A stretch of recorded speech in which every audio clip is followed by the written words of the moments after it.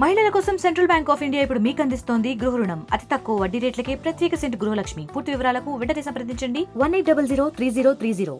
4 రోజులుగా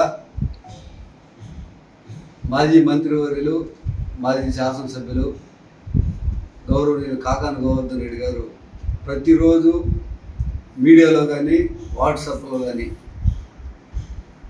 తెలుగుదేశం పార్టీ వచ్చినటువంటి ఈ 3 నెలల్లో ఏదో వందలాది కోట్ల రూపాయలు దోపిడీ చేసినట్టు, ఆయన గత 5 ఏళ్ళు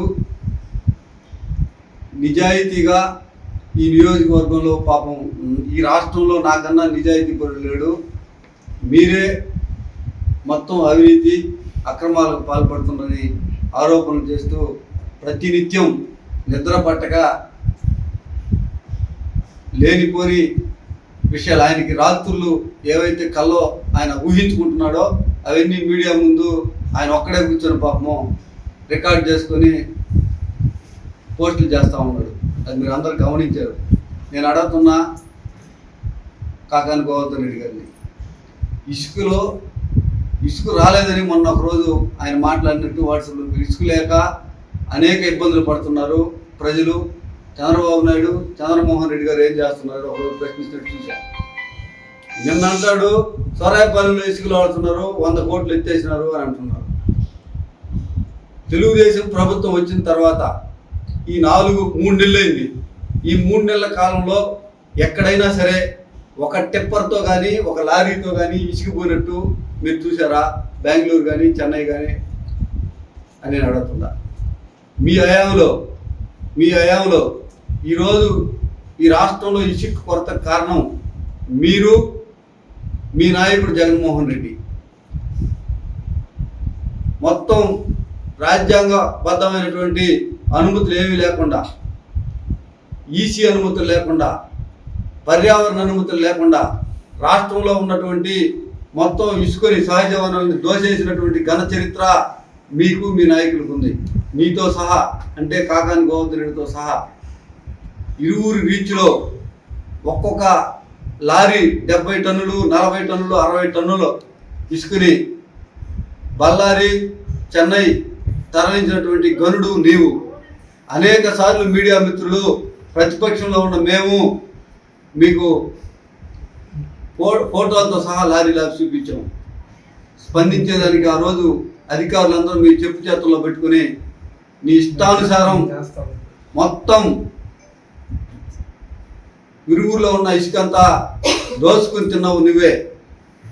నువ్వు అంటున్నావు సొరాయిపాలెంలో రైతులందరూ గగ్గోలు పెడుతున్నారు, అక్కడ ఇసుక రీచ్ జరపటం అన్యాయం అంటున్నావు. నేను అడుగుతున్నాను, నీకు గతం మర్చిపోయామో ఒకసారి గుర్తు చేసుకో. ఒకవేళ నీకు గతం గుర్తు లేకపోతే మీరు మాట్లాడినటువంటి వీడియోల్ని మీరు మీరు మీరు ఇచ్చినటువంటి మీ సాక్షి పత్రికను ఒకసారి చూసుకోండి. 2019 నుంచి 21 దాకా సొరాయిపాలెంలో కూడా ఇసుక ఎత్తినారు నీ ఆధ్వర్యంలో, నీ మనుషులే. ఆ తర్వాత 1 సంవత్సరం ఆ ప్రభుత్వంలో ఎత్తల. అప్పుడు దాకా సొరాయిపాలెంలో కూడా మీ హయాంలో కూడా ఇసుక ఎత్తించిన సంగతి నువ్వు మర్చిపోయినట్టున్నావు.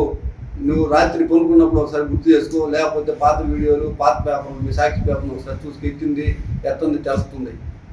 ఈరోజు నువ్వేదో పెద్ద నంగనాశ అయినట్టు, ఎక్కడ కూడా అవినీతికి తావు లేకుండా ఈ సర్వేపల్లి నియోజకవర్గంలో నువ్వు పరిపాలన చేసినట్టు, మేము వచ్చిన 3 నెలల్లోనే ఈ రాష్ట్రాన్ని మా నాయకుడు దోచేసినట్టు మాట్లాడుతున్నావు. ప్రజలు గమనిస్తున్నారు.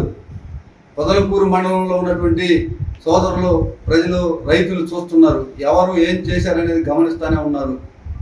మీరు మాట్లాడినంత మాత్రాన, మీ మైకులు పెట్టుకొని, నీ మైకు పెట్టుకుని నువ్వు మాట్లాడి రోజు పోస్టులు పెట్టినంత మాత్రాన ప్రజలకి విచక్షణ జ్ఞానం ఉంది.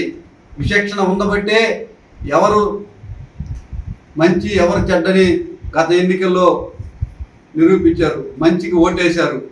అది గమనించుకోమని నేను అడుగుతా ఉన్నా. ఈరోజు సర్వేపల్లి నియోజకవర్గంలో ఇసుక దోపిడీకి నువ్వే ఆద్యుడివి, మైనింగ్ క్వాలిటీ దోపిడీకి నువ్వే ఆద్యుడివి, భూముల దోపిడీకి నువ్వే ఆద్యుడివి. భూముల దోపిడీ కాడి నుంచి కేసులు పెట్టించడం వరకు నీకు తిరుగులేదు. ఈ నియోజకవర్గం, ఈ రాష్ట్రంలో నీకు మొదటి ప్రైజ్ వస్తుంది. క్వాలిటీ కాడి నుంచి మొత్తం సహజ వనరులు మొత్తం దోపిడీ చేసినటువంటి చరిత్ర మీకుంది. అది ఎంతటికి జరగదనే విషయం మేము చెప్తున్నాం.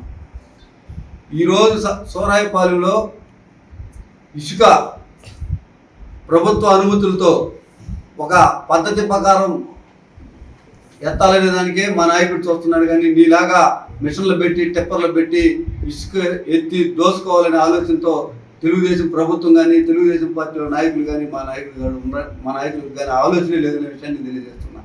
అదేవిధంగా అయినటువంటి చరిత్ర మీ అందరికీ గుర్తు చేస్తున్నాం. మొన్న పొదలకూరు పోలీస్ స్టేషన్ దగ్గర ఒక డ్రామా క్రియేట్ చేశాడు. పెద్దలు ఆయన ఒల్లూరు గోపాల్ రెడ్డి మా తండ్రితో సమానమైన వాడు, ఆయన ఏదో మేము తెలుగుదేశం పార్టీలో పోయి అవమానపరిచామని ఆయన మాట్లాడాడు.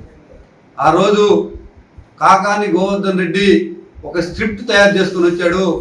ఆయన అధికారంలో ఉన్నప్పుడు ఆ నాయకులకి ఏ విధంగా స్క్రిప్ట్ ఇస్తున్నాడో ఇప్పుడు ప్రతిపక్షంలో ఉన్నప్పుడు కూడా పోలీస్ కేసు పెట్టేదానికి కూడా ఒక స్క్రిప్ట్ రాసుకుని వచ్చాడు.